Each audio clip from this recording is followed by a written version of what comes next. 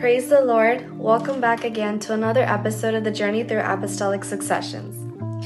In Acts chapter 6, verses 6, it says, "They had these men stand before the apostles, who prayed and laid their hands on them." We see that apostolic authority is transferred through the laying on of hands, ordination. This authority has transferred beyond the original 12 apostles as the church had grown. Today we hear about our 152nd Pope in Apostolic Succession, and that is Pope Leo IX. Pope Leo IX was born in Bruno of Egisheim on 1002 and served as Pope from 1049 to 1054. Next, we will hear about a few facts about Pope Leo IX. In 1027, he served as a consecrated Bishop of Toul, which is before he was elected as Pope. His papacy began on February 1049, and his papacy ended in April 1054, and his successor was Pope Victor II.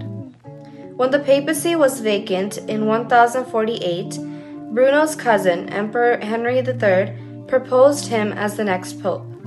Bruno accepted, but insisted that the people and clergy of the city of Rome elect him formally, as it was their right.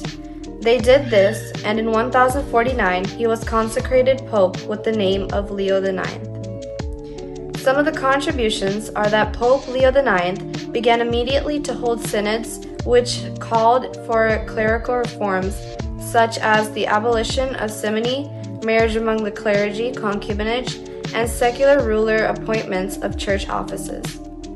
He traveled many countries with the emperor with the words of reform and renewal. For this, he summoned to his headquarters in Rome the men he had worked with and knew well from this time as the Bishop of Toul became the future leaders of the church. He granted papal security to monastic property and honored the relics of saints. When the Normans invaded the southern part of Italy in 1054, Pope Leo led an army of German and Italian soldiers against them. He was not as successful in war as he had been in church affairs, and was taken prisoner by the Normans. When, in 1054, his health failed in prison, perhaps because of malaria, he was taken back to Rome to die. It is said that he died piously on April 9th, 1054. Thank you to each and all of you for listening and supporting us. Please remember to like, share, and spread the word to everyone around you. For Christ and for the church. Amen.